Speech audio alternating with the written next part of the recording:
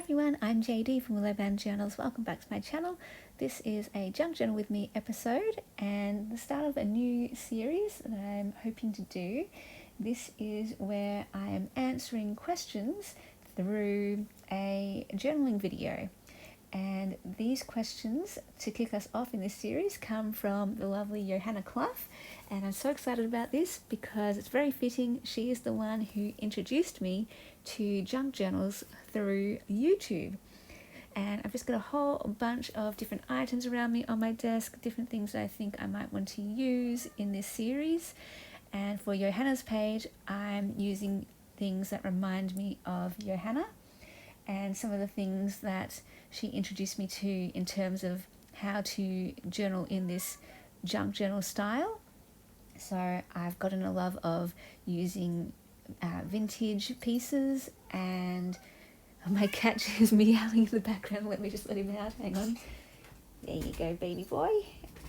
Okay, where was I? Yes, I have fallen in love with vintage pieces and also really cute children's illustrated books, and I have got some stickers. Johanna often uses stickers in her journal page spreads. I've got a bit of scrapbook paper. Oh, Johanna introduced me to the book Granny Chic, so I've got a piece of that book represented as well. She also introduced me to the washi tape from Washi Wednesday, and my favourite one is a William Morris design. It's one of the wide washi tapes, and the name of it is Seaweed. And then I've got a little label sticker, which is one of my favourite things to use in journaling, a vintage style postcard piece as well.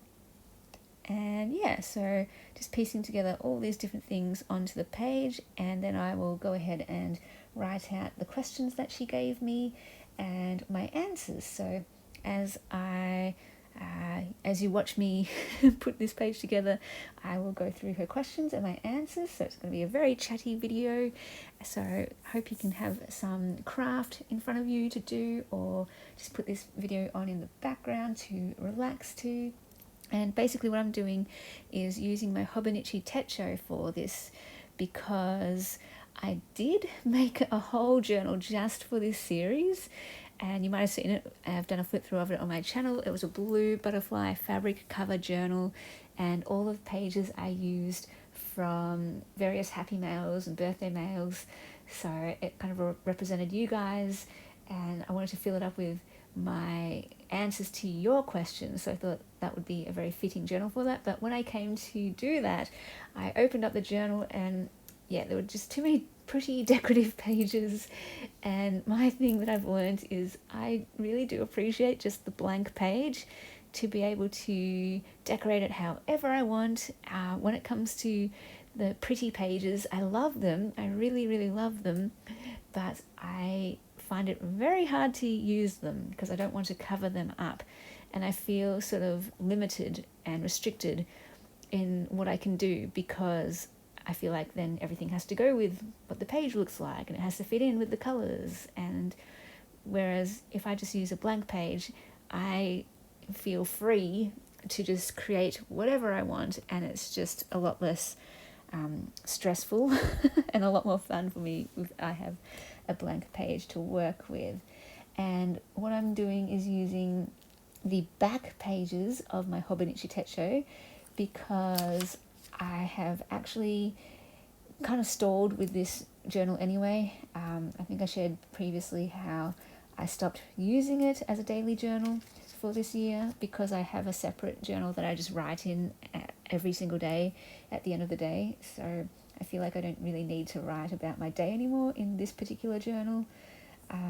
And also I will be going to Melbourne to spend Christmas and New Year's with my family, and I won't be taking this journal with me. I'll be taking my writing journal with me. So the last pages of this journal are going to be blank, and I thought I would use them to do this series where I'm answering questions from some of my favourite journalers or creators or people who inspire me. And yeah, very excited for this series and to kick it off with Johanna Clough. And I will leave her channel down below. Definitely check out her channel and send her some love. A lot of you already know her and know the story of how she so inspired me to start making my own journals. Anyway, so let's get on to her questions. The first one she asked was, how have you changed in the last year? Oh, I love these deep questions. So one thing that I just learned, I'm not sure if the change happened this year or if it slowly happened over the past few years, but something that I learned about myself this year was that my season of study has, if not come to an end, has taken a break. So I've been a lifelong studier. I loved homework, school, essays. I enjoyed them, is what I should say. I didn't mind them. I liked having assignments with deadlines, and I just liked having that kind of structure. I was one of those students who always had things either done early or by the due date. I was one of those students who wanted to do well at school and with my work, and yes, often I did find it stressful because I really did want to do well.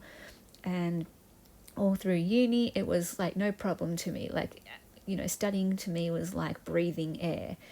It just came naturally to me. And for most of my life, I was a studier. I have done 3 courses and a half-ish. I've completed 3. I have got a Bachelor of Environmental Science with honours in animal behaviour. I have got a grad dip in mission studies. I have got a master's in writing and literature, and I also did a semester of creative writing and done various other studies. This year I started doing a Bachelor of, or was it a Bachelor or grad dip? Can't remember. One or the other, in art therapy, because I have such an interest in art therapy, and I've always wanted to study psychology. Well, not always. Later in life, I've wanted to study psychology, and I just thought it would come easy to me because I've been a studier my whole life. I always said I would love to be paid to study. I would love to just do courses, finish one course, do the next, if I could, for the rest of my life, because I love learning. So I just thought, yeah, no brainer. This is going to be easy, like piece of cake. I know how to study. I know how to do essays. I know how to research. I know how to, do all that stuff, time management. But what I found is that I just wasn't into it this year. And it really shook me for a bit, actually, because I'm like, it was such a huge part of my identity. It's how I saw myself, is I'm a studier. I like essays. I do deadlines. I can do time management and schedules and all this stuff. But for the 3 weeks that I did it, which felt like a long time, I was just not enjoying it. Like, I loved the content. I absolutely loved what we learned and got so much out of it. But I was just not enjoying the study, the readings, all of the assignments that we had. Oh my goodness, I could just see my life flashing before my eyes and how much I would have to put into this course, and that I would have no social life. You may have noticed, if you followed my channel for a while, at the start of the year, my channel kind of got neglected. I wasn't making any journals. I wasn't creating at all because all of my time was just consumed by this course. And in the past, that would have been fine because I loved study, I enjoyed it, and piece of cake, right? But for whatever reason, I just found myself at a time in my life where I didn't want that anymore, for now at least, maybe forever. And I just was like, it was stressing me out more than usual. And yeah, I was just stressed 24/7, and I don't remember being stressed like that when I was at uni. I do remember it was very stressful, but it was a manageable stress and it was a doable stress. This one, I know I could have pushed myself. I know I could have done it if I made myself, but I just wasn't enjoying this stress at all, and I didn't want to, I had other interests that I wanted to pursue, basically.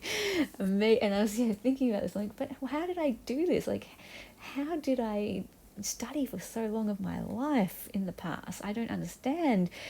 And maybe it was because that's all I knew. I went straight from primary school to high school to uni, and I didn't know anything different. Maybe I've had long enough break from studies that I have seen what life is like without assignments, and it feels pretty good. It feels lovely to have free time and be able to do anything I want to do in that free time, rather than every waking minute I am just thinking about this assignment and that reading and this class and this presentation. And like my whole year, the whole thing ahead of me was just planned out, all the deadlines, all the assignments, all the research, all the readings, and I was just like, I can't do this, I can't breathe. And yeah, I was just getting so stressed, and yeah, I just felt for my well-being, I would say no to art therapy for now. In 10, 20 years, 30 years, maybe I will say yes again, who knows. But that was something I had to reconcile with myself, is that maybe I need to see myself differently, and maybe I've changed, and that's okay. And maybe identity is something that's a bit fluid and not something that's necessarily fixed. And just a reminder to self that the things that you thought you knew, you just don't. The older I get, the more years I live, the more I learn you don't know things. There's a lot more uncertainty in this world. You might think you know yourself really well, but life happens and you work out, I didn't know myself that well at all. Or that people change, and that's okay. And it's just learning a new way to see yourself and a new way of being in the world and being okay with yourself. Because I did claim a lot of, I guess, I don't know, acclaim or pride, or I felt good about my identity as a studier. I claimed that as something that made me me, and I really enjoyed that identity. And so realizing that might be gone or not around for this season, I was like, oh, this doesn't feel good. To having gone on a journey and being like, no, it's okay.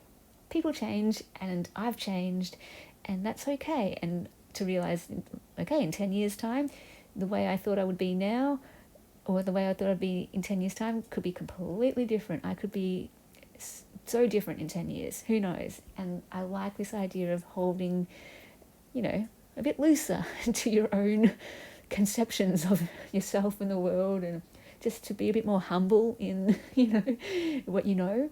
And yeah, it's been a learning curve. Anyway, like I said, this is going to be a very chatty video. I love the deep questions. I love exploring life and self and identity and meaning and existence, and I love learning, so this could be a quite chatty video.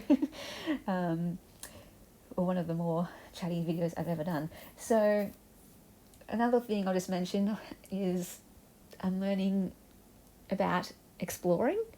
So another thing about identity, I never really valued exploring for myself. Like, that's not a word that I would use to describe an interest of mine. I've always been more of like a cautious, reserved, steady, stable, reliable, responsible, that kind of words. Those kind of words resonate with me.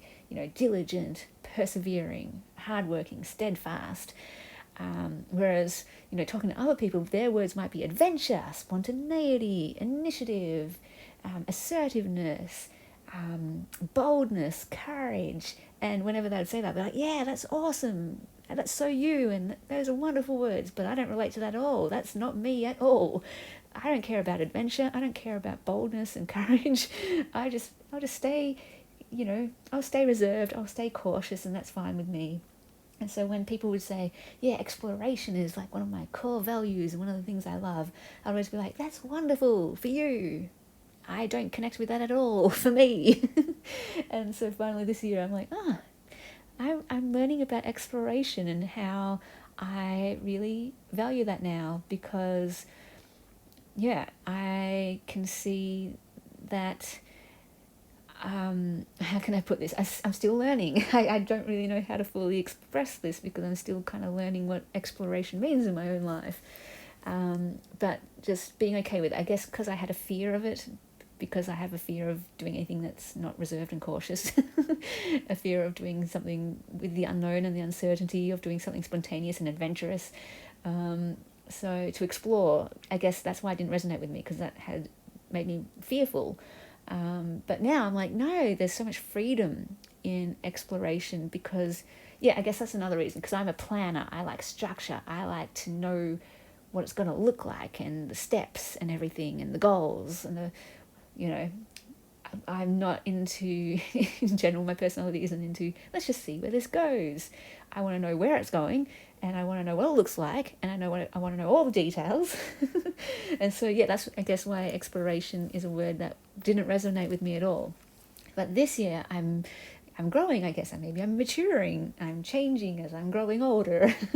And exploration is becoming a word that's resonating with me because I can see the freedom in it, and that I can let go of needing to know what things will look like. And that's okay that I don't know what things will look like. It's okay to step into unknowns and uncertainty, and even into chaos and into discomfort and into fear and into failure and into mistakes and into wrong turns and dead ends. It's all okay. And I'm like, before I would have been like, no, that's terrible, that sounds horrible. But now I'm like, nah, bring it on. It's all just part of life, and let's explore, let's play, let's have fun, let's go on an adventure, let's journey, let's see what happens. And that's been interesting, being, you know, I don't know how it's just all come out, and God, I guess, has taken me on this journey, and how he, you know, grows us and teaches us things. And at the moment I feel like he's teaching me about exploring and letting go of knowing the end result, knowing the end game, and just having fun exploring.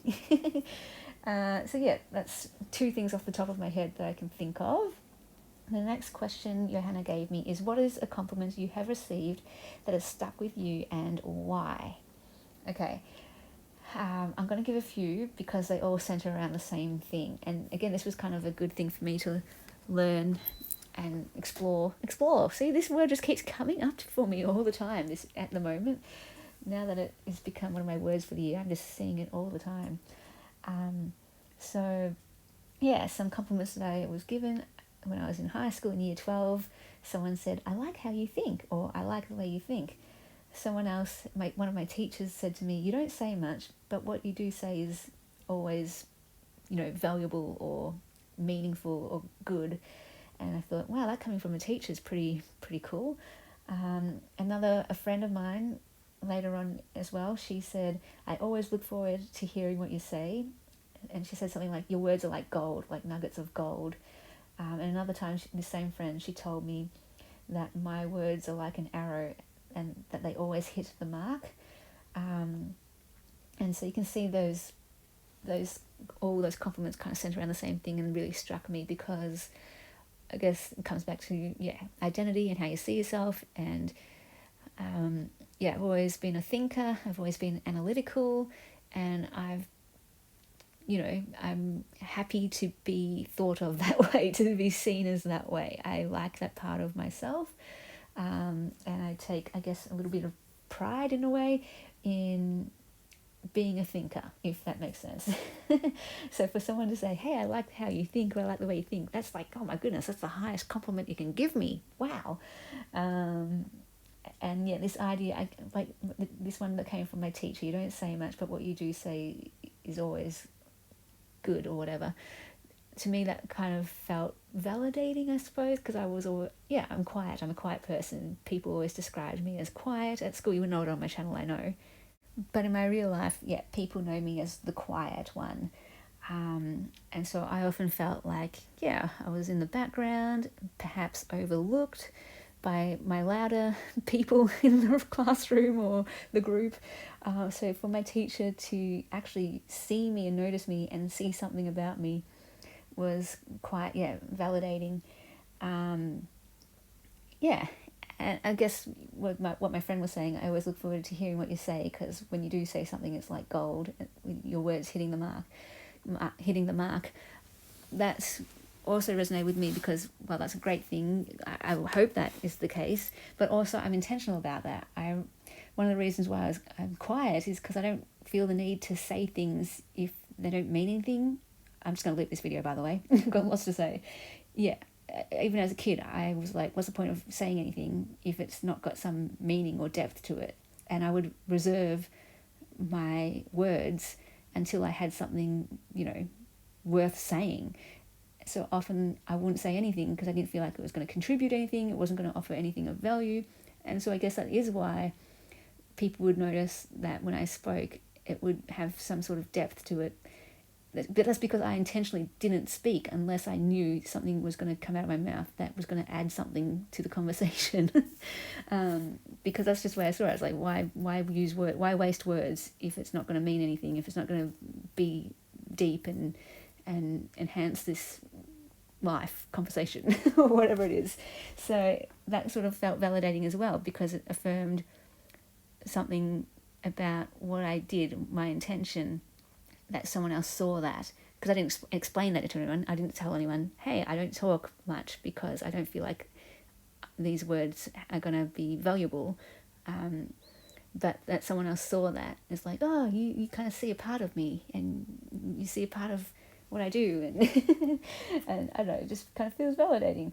And I'll just mention one more compliment because I love this question, because what it reveals about identity and how we see ourselves. And that is when my youth pastor told the future youth pastor who was taking over him, he told him that my 10% was worth other people's 90%.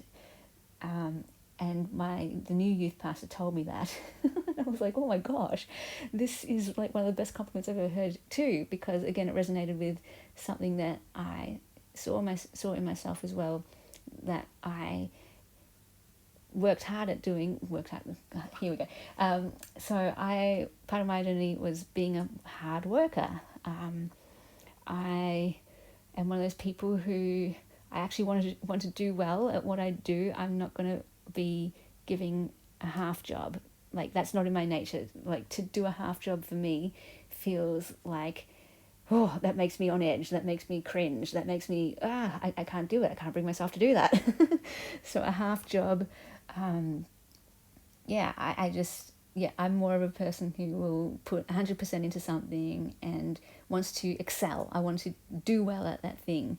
So yes, I was sort of, at school, a high achiever, that kind of thing. I'm one of those kind of people, but yeah, and that's why I say, like, I'm going to be a good worker. Like, if there's an employer, I'm going to be a good employee because I want at my core, at my foundation, to do well. I want to do well at whatever I do. And to the point where I really care about it, and sometimes can stress about it to the detriment of my well-being, because I care so much about doing well. And we can go into all different conversations about this, about the gift and the curse of that, because it can maybe even go down the pathological route where you base your whole identity and worth on that. And that's how I kind of ended up down the depression and anxiety road, because I literally did get my value and worth from my works, from achieving, from doing well. That's a whole other story, but yeah, anyway.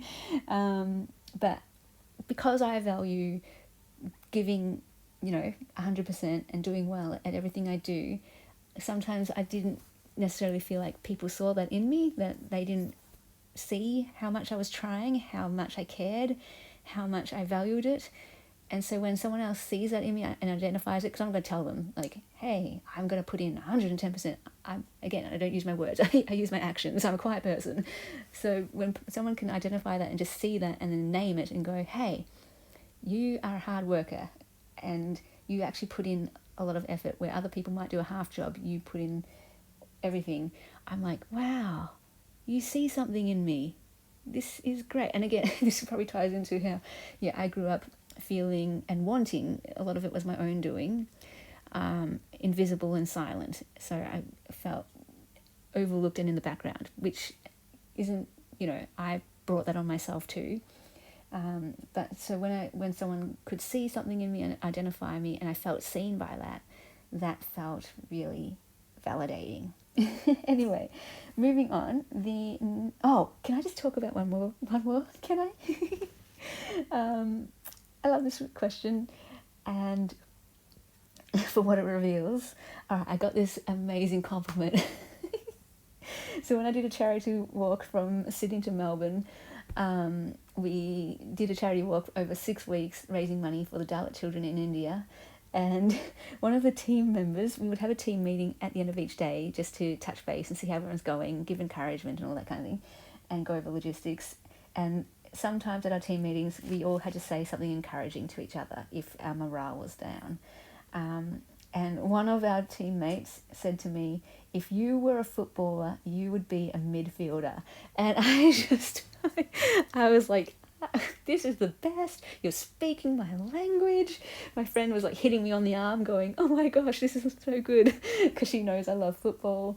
And it was just hilarious because I love football. People don't know, many don't suspect this about me, but I do love my football, and I go deep with football, and I just think football can tell us so much about humanity and life and teamwork and faith and the human condition, and just I love sport so much for how it can highlight people. And yeah, anyway, so I watch it, I analyse it, I know all the positions, and I used to know all the players and the coaches back when I lived in Melbourne in Queensland. They don't play football up here like they do in Melbourne, which is a bit unfortunate.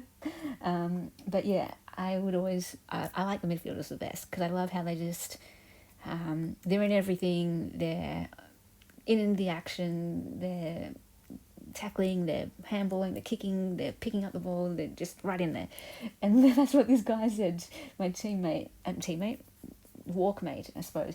He said, you'd be a midfielder because every day you just, no complaining, you just day in, day out, you get out of the car and you hit the road, and then the next day you just do the same thing, head down and off you go, walking on the road. And I was like, oh my gosh, speaking my language. I love this. Again, yeah, I guess it kind of resonated with me because they were naming a quality that I could see myself, but that I, didn't use with my words to advertise or anything. Again, the quiet one, but for my actions to speak and just, yeah, we've got a job to do. We're gonna get it done. I always say, rain, hail or shine, I'm gonna get the job done. That's part of my nature. Like, I don't care how hard it is. I don't care what obstacles come, where other people would be like, oh, this problem's come up, I'm just gonna give up now. That's where I get more determined, actually. That's where I buckle down and I'm just like, all right, here we go. We're gonna do this. And I don't know, I think that's a good trait to have. I don't know, is that resilience or something? Tenaciousness.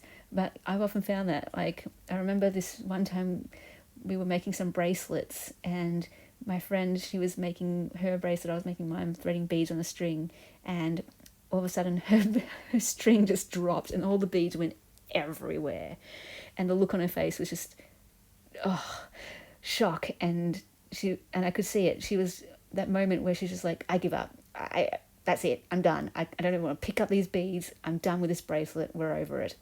And I caught that moment. I was like, and I went into my mode. I'm like, no, that's it. Don't worry. And I picked up all the beads and I got them off the floor before she could protest or say anything and be like, oh, no, it's okay. I was just like, no. And I didn't even say anything. I was like, it's all good. We can still fix this. And I picked up all the beads and I threaded them on the thing and I got it back to where it was and I gave it to her and she's like, oh, cool.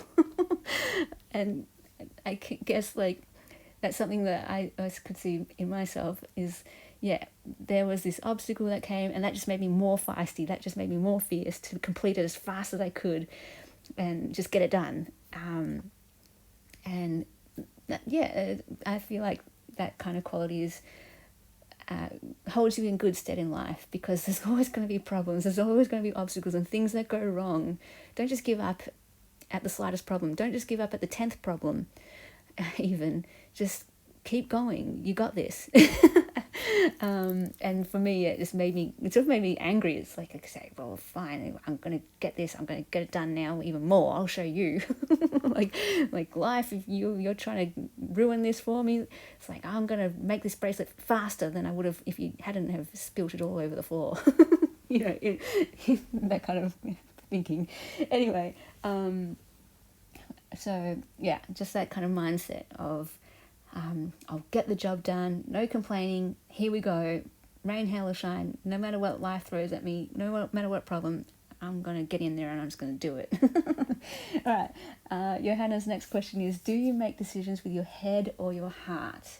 Now, in the past, I would have said 100% head. I was very much a rational, logical, reason person, and I very much thought I was that type of person. I very much valued that, to the point where I didn't value the heart, to the point where I would actively ignore the heart, reject the heart, think the heart was bad. I've had quite a journey with this. My year 12 self would have rejected the heart and just been like, feelings, they're just problems, get rid of feelings, they just get in the way. The heart, we don't need the heart, that just gets in the way. We just need reason, we just need sound logic, that's all we need. No questions, everything's black and white, there we go. Rules, love rules, we're done. And then, this is a whole journey, but in a nutshell, I learned actually the heart is valuable.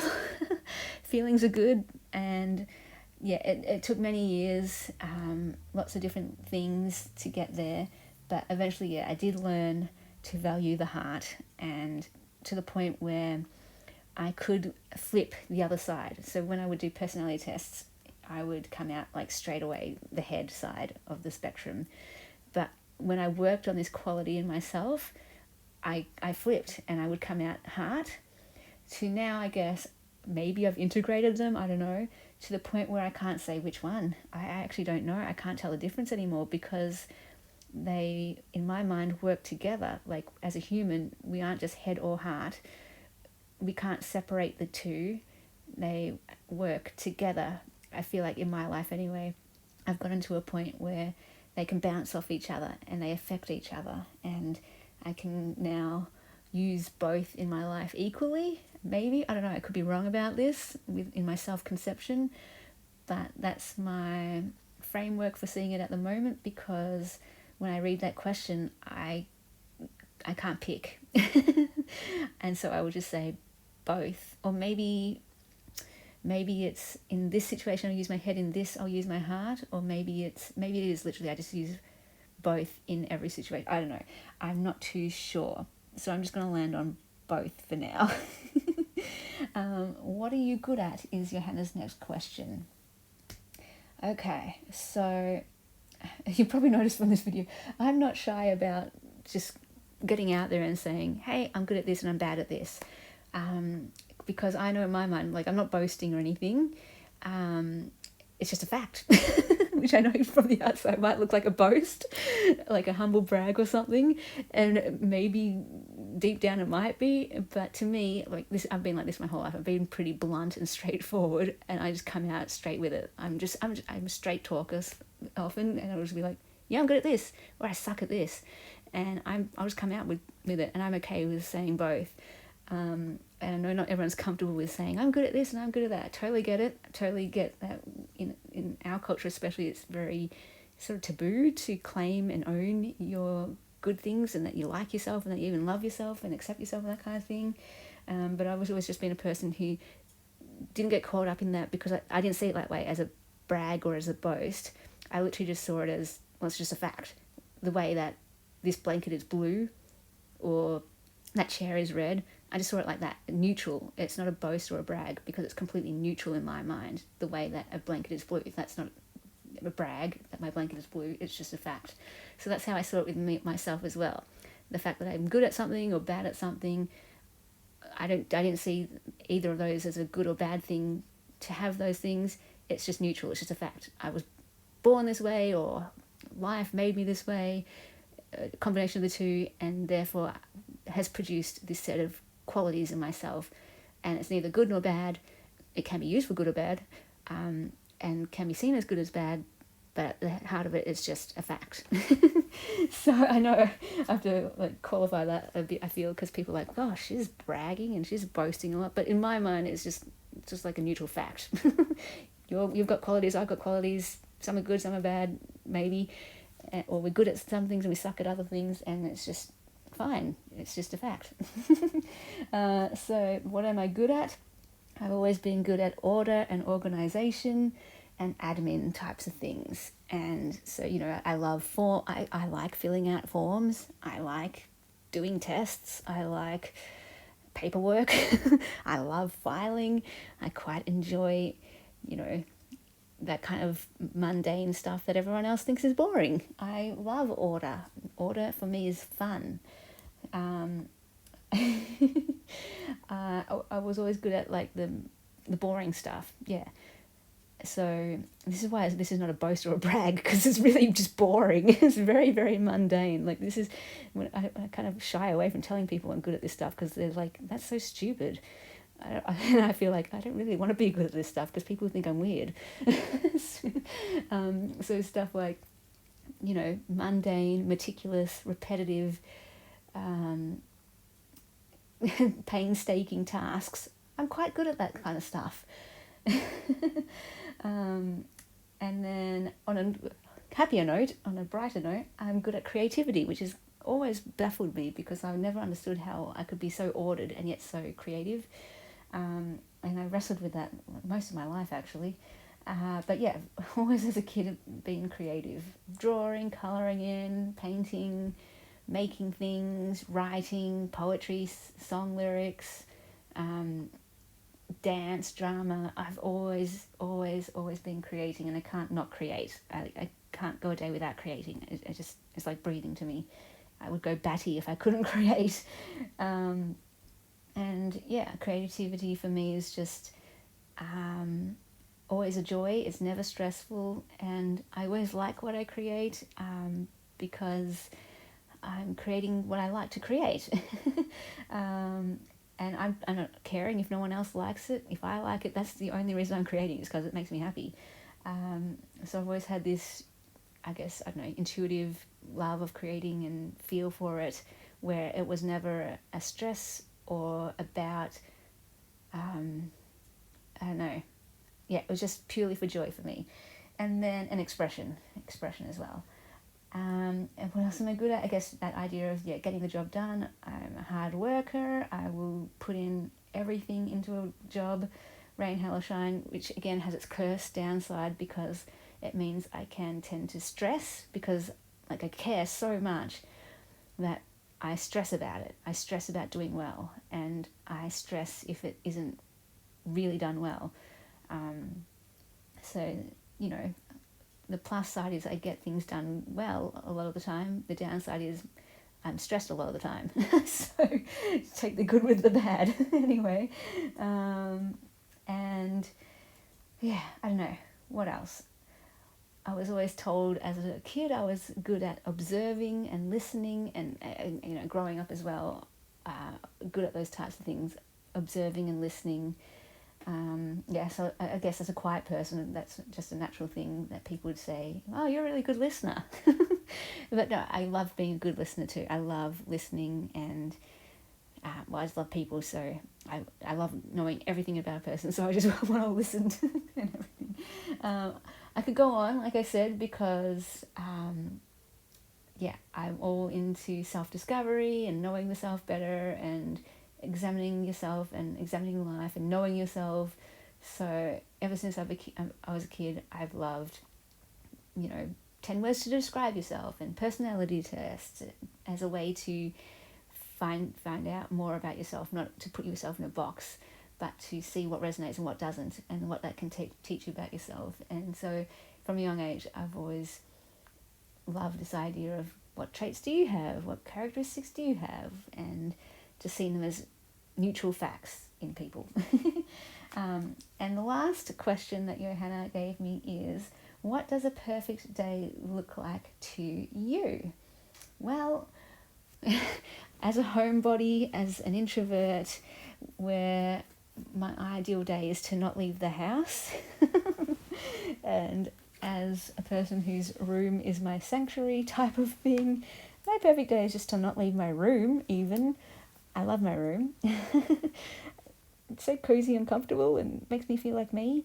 My perfect day is just to literally spend a day at home doing what I love, with good food and good drink, and watch a movie, read a good book, maybe create something, play some music, spend some time with my cat. Yes, this is probably completely boring to other people. Some people might be a bit worried about me, that this is what my perfect day looks like. Fellow introverts might be like, yes, you're speaking my language. But yeah, so for example, for my birthday, I plan out my perfect day. I go to the shops beforehand and buy my lunch and dinner, like a delicious meal. I get all my favourite snacks and my favourite drinks.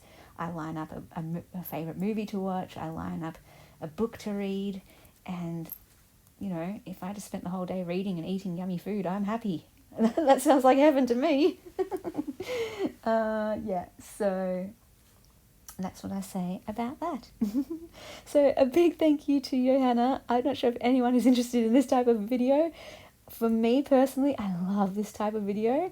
I love questions. I love getting to know self and life better. And my favourite quote is, the unexamined life is not worth living. And I always say the best life you can know is your own life, because you're the only one in your own head. So start there. And I see it as like a responsibility to get to know yourself as well as you possibly can. So I take that job very seriously in my own life. And I will examine myself and analyse myself and observe myself and try to get to know myself as much as I can. Again, to any outside of them might be like, my goodness, that's so narcissistic or self-obsessed and self-absorbed. But I love learning, I love thinking, I love analysing, and to me it's just so fun. And I want to learn about other people too. It's just that I don't have access to other people 24/7, and people probably don't want me, you know, asking them a million questions all the time. And so I have free reign with me to be able to do that with myself. And I love deep questions to explore this. So if you have any for me, please put them in the comments or email me. And I'm looking for about 5 to 10 questions if I'm going to do a page spread with it. If it's just one question, I'll just reply to you in the comment type thing. And yeah, I am looking for more of these deeper type of questions. If it's a crafty question, I'll just answer that in a video so I can show and tell you on that. But if you are interested in this type of video and you want me to share more of these types of videos, feel free to ask me some deep questions. And if there's anything in this that resonated with you, I'd love to hear. Another reason I like this type of video and this sharing is because I love hearing people's stories and just how they see themselves and how their personality, what they value, why they are the way they are, why they live the way they live, because we see ourselves in other people's stories. Even if we don't connect with it, we can see a difference and therefore know ourselves better through that difference. And so anytime we hear someone else's story, we get to know ourselves better. So I'm hoping that as I share my stories, you're not bored, because that's okay if you are though. Totally understand. Most people are. But I'm hoping that it offers something of value to you, that as I share my stories and as I go down rabbit holes and think of little things here and connections there and share different stories here and there, that something will resonate with you and you'll go, oh, that makes me see myself differently, or I never noticed this trait in myself, or is that why I do that? And oh, I don't value that, that tells me something, or I do value this, that also tells me something. And that, yeah, that somehow in me sharing this is not just boring or even just pure entertainment, but you get something out of it for your own self, for your own life, in knowing yourself better. And so I hope I can continue sharing these types of videos where I get to learn more about myself as I talk, and you get to learn something about yourself through it as well. And if you have learned something about yourself, I'd love to hear it.